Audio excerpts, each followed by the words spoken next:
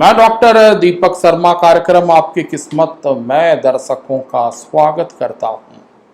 कार्यक्रम आपकी किस्मत और यूट्यूब चैनल के माध्यम से दर्शकों को ज्योतिष शास्त्र, वास्तु शास्त्र, ग्रह नक्षत्रों से संबंधित विभिन्न पहलुओं की जानकारी हम समय समय पर प्रदान करते आए हैं। ज्योतिष सीखें और राशियों के क्रम में आज हम दर्शकों को कर्क राशि के विषय में जानकारी प्रदान करेंगे।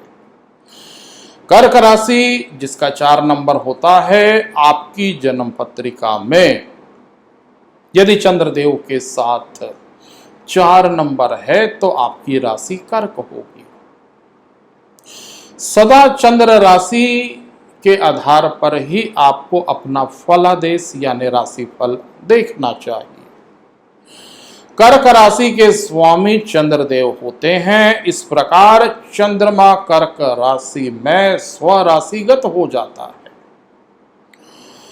पुनर्वसु नक्षत्र का चतुर्थ चरण, पुष्य नक्षत्र और अश्लेषा नक्षत्र, ये 3 नक्षत्र कर्क राशि के आधिपत्य में आते हैं। बड़े बड़े लोगों और महापुरुषों की राशि कर्क रही है, क्योंकि कर्क राशि में चंद्रमा अपने राशि में स्वराशिगत हो जाते हैं और चंद्रमा को बल की प्राप्ति होती है। 12 राशियों में सबसे बलवान राशि कर्क राशि होती है।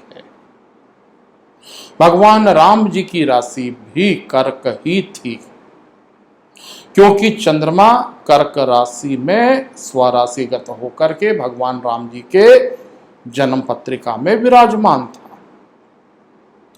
कर्क राशि के जातक अत्यधिक सुंदर होते हैं, रूपवान होते हैं।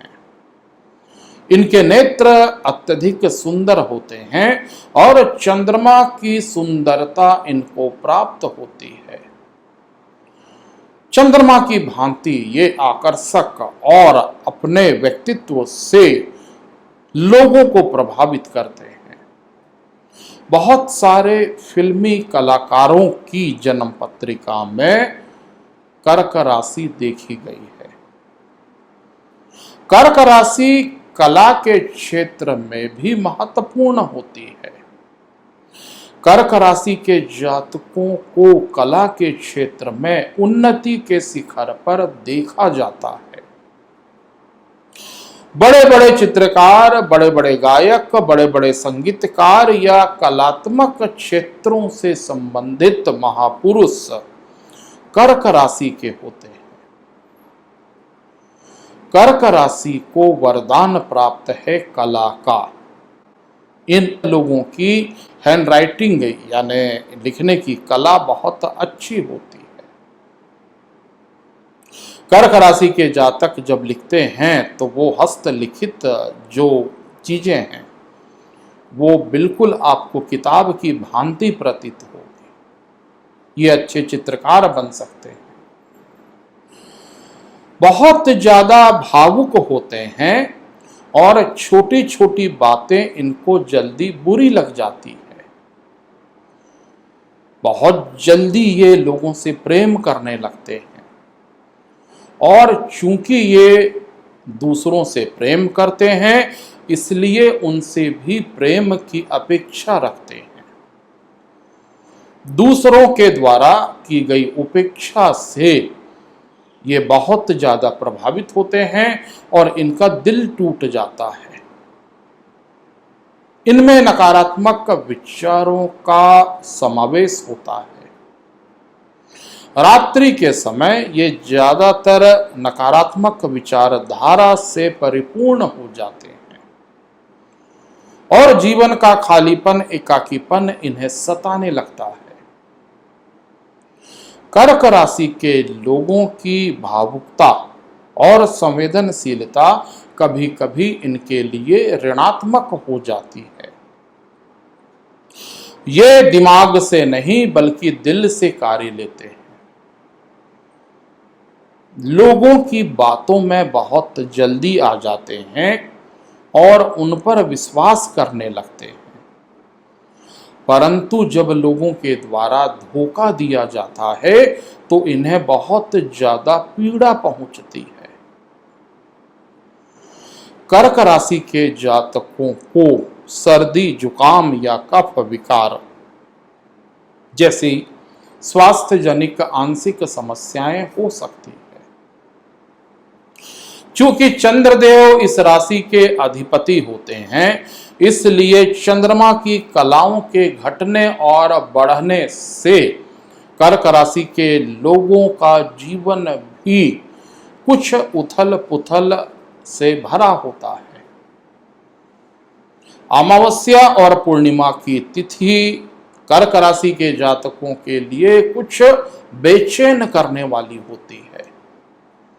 अमावस्या और पूर्णिमा या अमावस्या और पूर्णिमा के पहले जैसे द्वादशी, त्रयोदशी, चतुर्दशी, इन तिथियों में ये कुछ स्वास्थ्य जनित समस्याओं को भी देखते हैं। गले की खराश, नाक या सर्दी जुकाम जैसी परेशानियां कर्क राशि के जातकों को परेशान कर सकती है। इस कार्यक्रम के माध्यम से कर्क राशि के जातकों को मैं ये भी सलाह देना चाहूंगा कि जलीय क्षेत्रों से जैसे नदी, तालाब, कुएं, स्विमिंग पूल या और भी जलीय क्षेत्रों से जहां जोखिम है, रिस्क है, उन जलीय क्षेत्रों से कर्क राशि के जातकों को बचने का प्रयास करना चाहिए। इन्हें जल का भय सताता है। रात्रिकालीन यात्राओं जैसे आप यदि बाई रोड कहीं यात्रा में जा रहे हैं या वन या जंगलों में घूमने की आपकी इच्छा है तो आप दिन के समय में विचरण करें। रात्रि 9 बजे के बाद आपको घर के बाहर रहने में कुछ न कुछ परेशानियों का सामना करना पड़ सकता है। कर्क राशि के जातकों को चंद्रमा के प्रकाश, अमावस्या की तिथि या पूर्णिमा की तिथि में कुछ अप्रिय घटनाओं का सामना करना पड़ सकता है। इसलिए रात्रिकालीन विचरण का इन्हें परिहार करना चाहिए। ये बाल्य अवस्था में इतने रूपवान होते हैं, इनकी सुंदरता को देख करके कोई भी मुग्ध हो सकता है। अपनी युवा अवस्था में भी कर्क राशि के जातक बहुत ज्यादा आकर्षित होते हैं। इसलिए इनके बहुत जल्दी प्रेम संबंध निर्मित हो जाते हैं, परंतु प्रेम में इन्हें सफलताओं की प्राप्ति नहीं हो पाती है। ये प्रेम में सदैव चले जाते हैं या इन्हें धोखा होता है। आर्थिक रूप से ये धनवान होते हैं। यदि कर्क राशि के जातकों के कैरियर के विषय में देखा जाए तो राजकीय पद या राजकीय सुखों की इन्हें प्राप्ति होती है।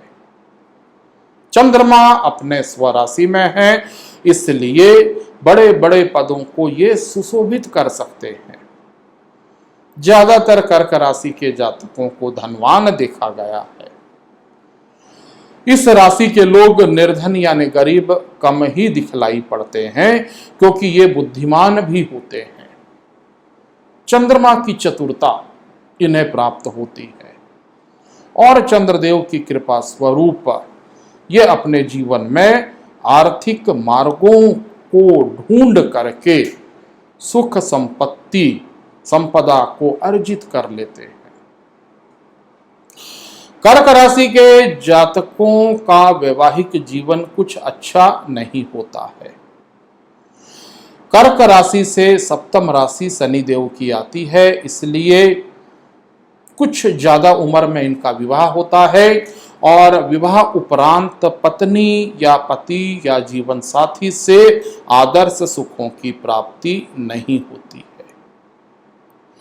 कर्क राशि के जातकों के यदि हम भाग्य की बात करें तो बहुत ज्यादा भाग्यशाली होते हैं।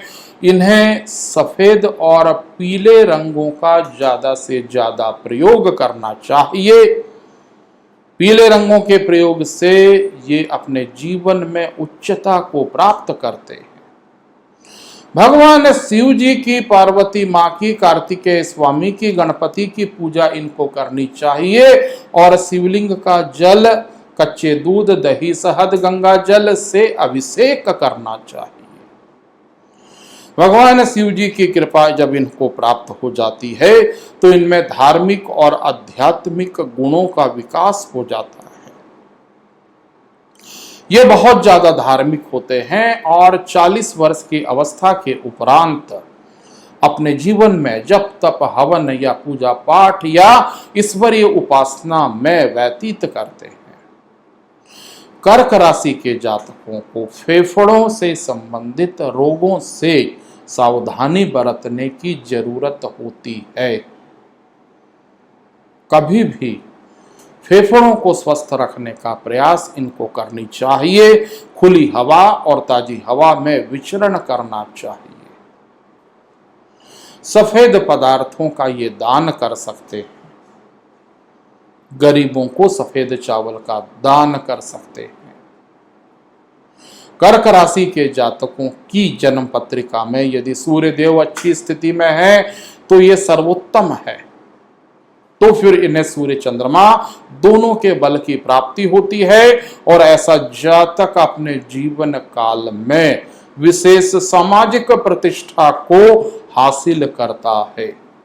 महापुरुषों की जन्म पत्रिका में जब चंद्रमा कर्क राशि का हो और सूर्य देव भी सिंह या मेष राशि के हों तो ऐसे जातक राष्ट्रीय स्तर पर ख्याति अर्जित करके अपने को समाज में एक मशहूर या प्रतिष्ठित नागरिक के रूप में स्थापित करते हैं। राशियों के क्रम में और ज्योतिष सीखे के क्रम में आने वाले समय में मैं डॉक्टर दीपक शर्मा ऐसी ही और भी राशियों की चर्चा को लेकर के आपके समक्ष उपस्थित होता रहूंगा। आप हमारे कार्यक्रम आपकी किस्मत डॉक्टर दीपक शर्मा को देखते रहिए। आप हमें सब्सक्राइब भी कीजिए, आप हमें लाइक भी कीजिए। अगले प्रसारण और अगली रोचक चर्चा तक के लिए मुझे डॉक्टर दीपक शर्मा को इजाजत दीजिए। नमस्कार।